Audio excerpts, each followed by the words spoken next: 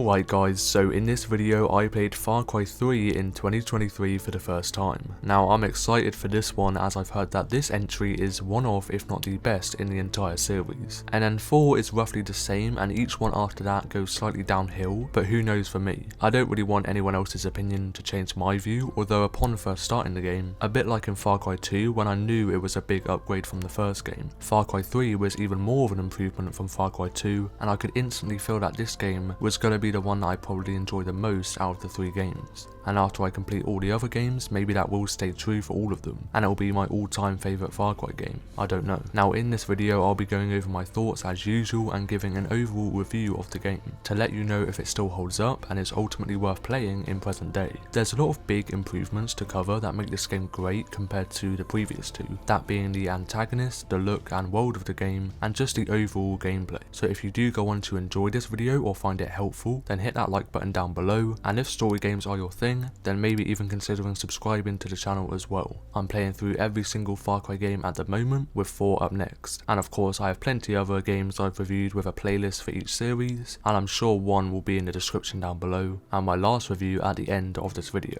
Now without wasting any time, let's jump into Far Cry 3 in 2023.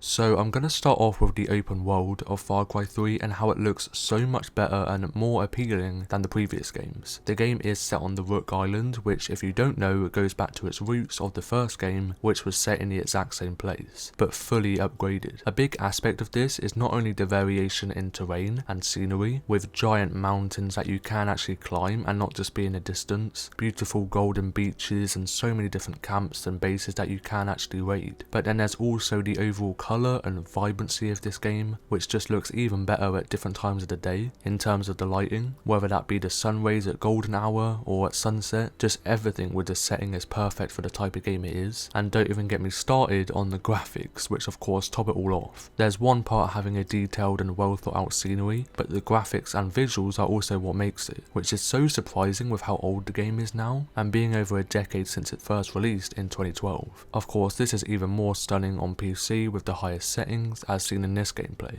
and the colours just pop even more. A very prominent feature and frustrating feature which I'm so glad was finally fixed in Far Cry 3 were the vast amount of bugs I and many others encountered in the previous games, especially in the second game as mentioned in my review.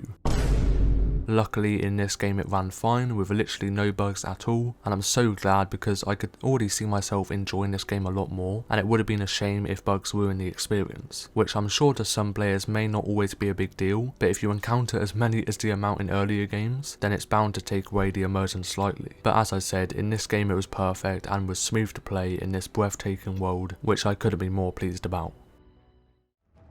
And then there's the gameplay and combat of Far Cry 3, where I feel like this video may be slightly shorter than the last 2 Far Cry reviews, as although the gameplay may not have felt as smooth or been as impressive as Far Cry 3 beforehand, the last 2 games did experiment with a lot of new features that were only present in those games, whereas in Far Cry 3 there wasn't many new additions in terms of gameplay, which I'm glad about to be honest, as instead of adding features they basically just improved what was already there by a mile and tried to make the best version of it, which they did with combat and gameplay being significantly improved. There is actually a stealth side to this game, with the AI not spotting you as easily, and if you would like to stealthily take an enemy down, then you can, because there's actually an animation for a stealth takedown when you creep up behind them, with different styles and versions of takedowns as well, meaning there's more variety in this side of combat, and it's not all just the same route of shooting with nothing in terms of stealth. However, when you do go out guns blazing, there's nothing new in terms of features, but just a smoother and more fluid mechanic than Far Cry 2.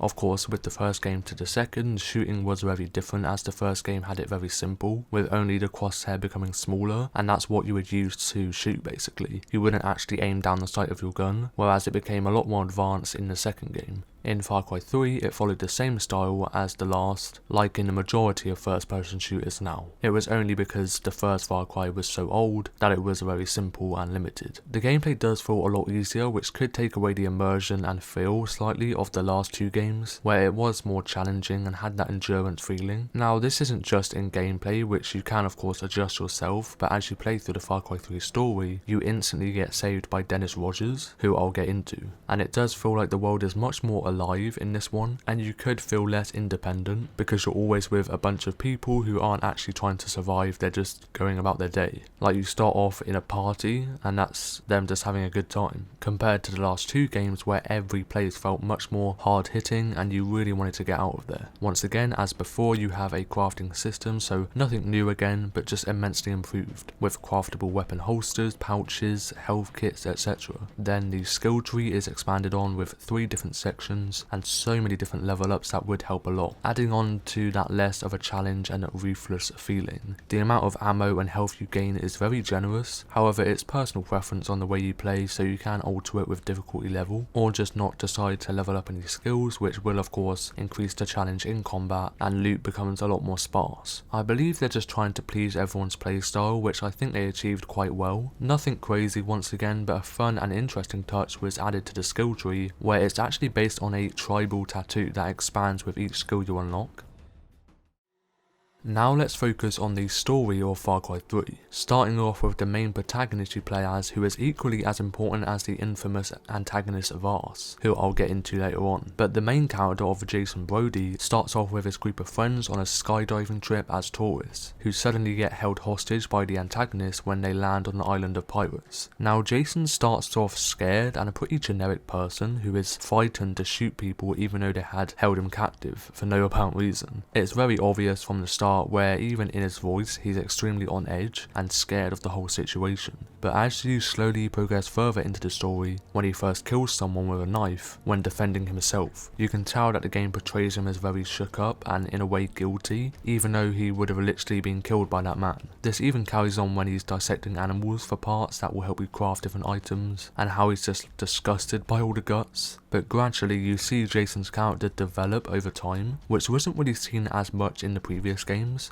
especially in Far Cry 2 as your character doesn't actually speak, so it's heavily reliant on the villain. Slowly Jason has no feeling or reaction to gutting out animals, and overall he becomes much more ruthless and goes on a full rampage of killing people solely because he wants to save his friends. And that's basically the key to the story and the purpose of his character, which is very different to the person he was at the beginning, as if this is what he's been missing in himself. It isn't just down to the players who would have noticed this, but the game itself picks up this change in persona and how much Jason has broken down over time. This is coming from his own friends who he's actually saved, and the main reason he became this version of himself in the first place. They believe he's changed as a person for the worst and how his personality has been made around death. Then this character's downfall is topped off by whatever ending you may choose at the end, but there's one specific one that will finalise this fallen reputation, which I obviously won't mention.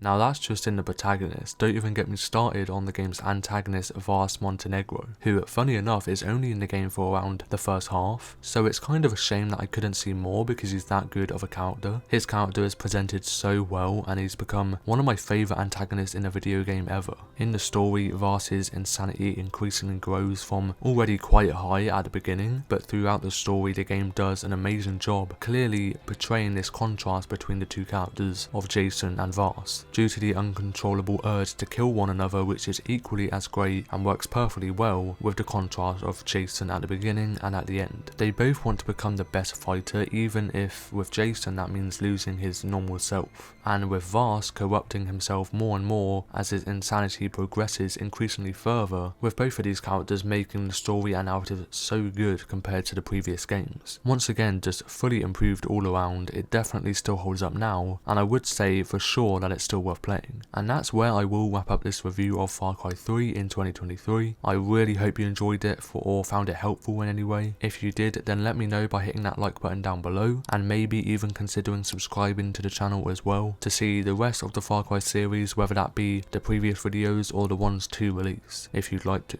Of course, like I said, it isn't just Far Cry, but I am playing through all of them at the moment. There's plenty of other story video game reviews on the channel with a playlist for each series. One is going to be in the description down below, and also my last upload will be at the end of this video. I loved playing through the story and it's an incredible game. I do feel like this is where it's really leveled up as a game, or just a whole franchise. with Far Cry 4 up next. Thank you all for watching until the end. I know this one was shorter, but as I mentioned, there wasn't any crazy new features, it was just overall immensely improved. It was basically just the stuff they already had or added in the last games, and they've just altered them slightly and just improved them all. Hope you enjoyed it, and bye bye.